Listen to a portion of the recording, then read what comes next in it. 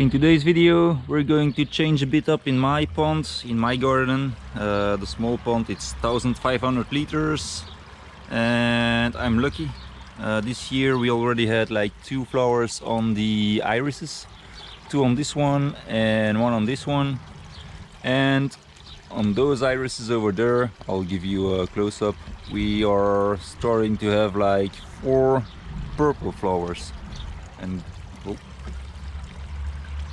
we're going to change out this Scirpus and this one as well because they're dead. Unfortunately, I did the maintenance a bit too fast and it froze, so they died. And will you look at this? How beautiful is this flower? And we're going to have a whole bunch of them. Okay, let me get the netting off and let's get a bit deeper into this video. Okay, so I'm going to get this planter basket out and replace this Scirpus with another plant. I will show you the plants that I have in just a second. And the Scirpus over there, I'm going to exchange it as well. If you want to see how I made those planter baskets, I will put up a link in the description. I just made new ones for the pond at my workplace. Yeah, it looks like we've got quite a bit of string algae going on. Unfortunately, we just recently find out that my UV lamp is broken. I wanted to plug it back in. Normally it doesn't run, but I wanted to plug it back in to get rid of a bit more of the algae. But hey, can't have everything in life, right? So, what do you have for plants? Bought myself a new test kit, not sponsored, just showing you guys. Okay, so Alissima, hang on, Lanceolatum or something like that. Searching for the English name. Yeah, plantain aquatic. No, that's to say it's a water plant. The English name isn't written on it, of course, but it gives like small white flowers. That's one we're going to replace with. The second one is Calla palutris. Yes, also zone 1, zone 2 type of plant.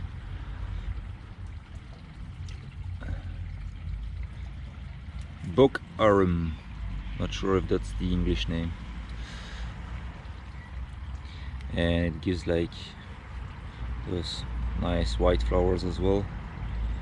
So hopefully they will spring some flowers this year.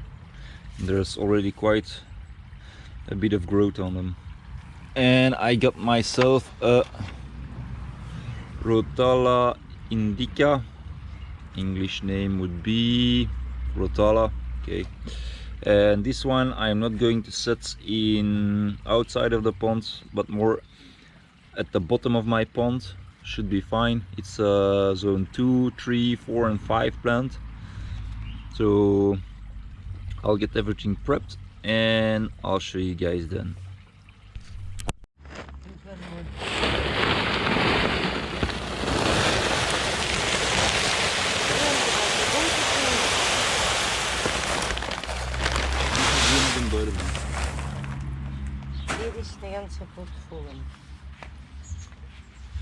There you go, just added the stones and I will rinse them off properly, and then I will add the Rotala indica to it. Rinse off the roots as usual. Got most of the dirt out of it to prevent the algae bloom, and I'll show you guys when it's all finished.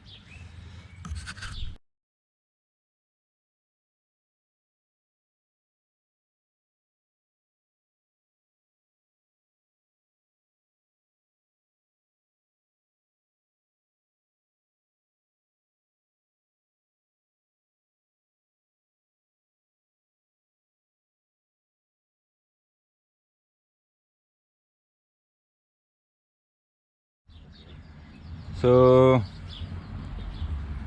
for this planter box where the scirpus used to be in, I'm going to put the Alisma lanceolatum in. Just rinsed out some clay balls. Unfortunately I don't have any anymore, so I'll have to find a way. I still have some like small pebbles, stone pebbles, and I will put them on here, scoop it in the middle, and then put it in the pond.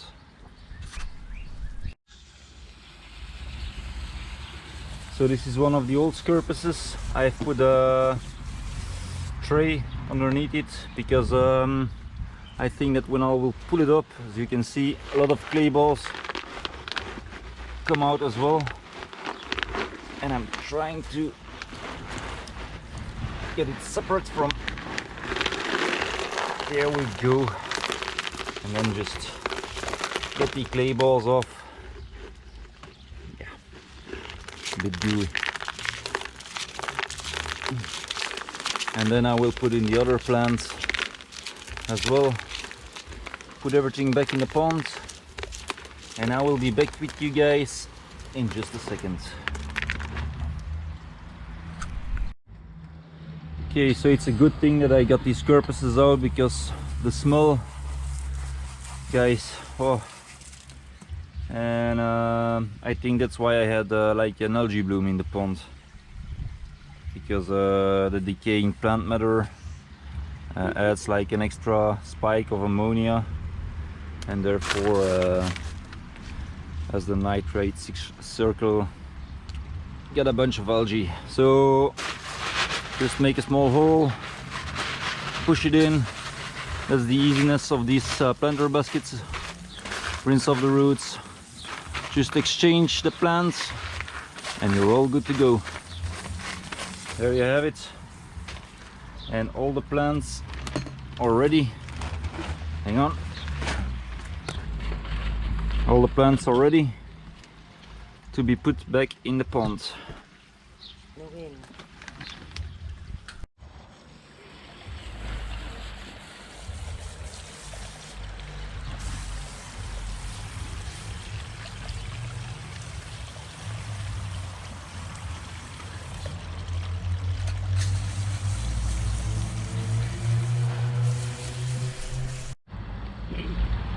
It's time to put the plant back in, or in. Yep. Goed in het midden van die steen. Zak hem met u, rustig. Ja. There you go. Turn it a bit around. Yeah, thank you. It's okay, thank you. Now for the other ones.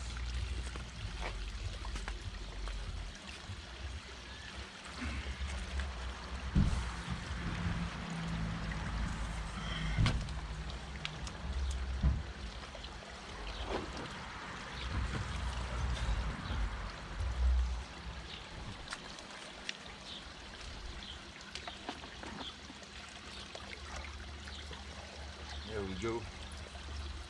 So you guys can see I have a buttload of stores all in this corner. They all look like this, but a bit bigger, all submerged, and in a week, maybe two, they will all be at the top of the water floating like this one.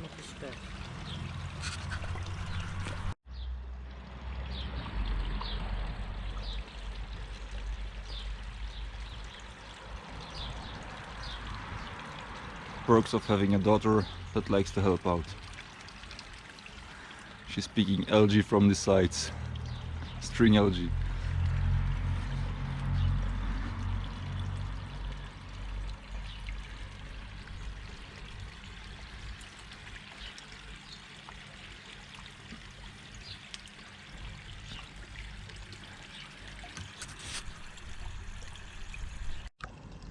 It's the first time that I'm getting flowers on my succulents. They're quite nice, if you ask me. And then this fella I showed you earlier, I added like a shade cloth, and here are the iris buds that will come open. Where is it? Hard to see on camera. There we go. And the fourth one right here. And I added the shade cloth because, as you can see, my tree is a bit suffering of heat. So, yep. And all the succulents are actually sprouting flowers this time. The more flowers, the more I like it, guys. It adds a bit of color to the garden and I quite like it. And this little feather here in the tree trunk is growing as well, putting out like a nice vibrant red color. There's some down there as well.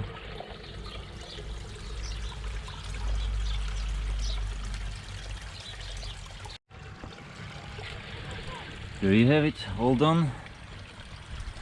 So one of the new plants. And this one as well. Now I would get why they call this one plantain, because if you see how the leaves are formed, this is actual plantain here. It's growing wildly and I'm not getting it out because I quite like it. You can see the leaf formation is pretty similar. So yeah. And here at the bottom, it's actually at on a cave. We put this one in. Oh, it might at first start melting away because it came from the store out of the water. So it might melt a bit away before it regrows. And the water is a bit cloudy because my daughter went in getting the hair algae out. I love these guys. My favorite one, this one, Pegasus. Hey guys, come say hello.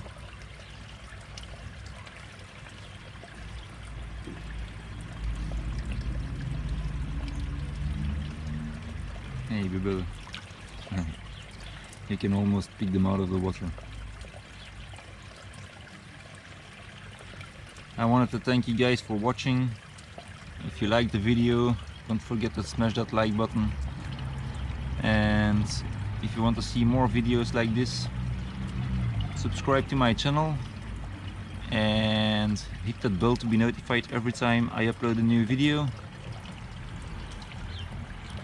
Take care, guys.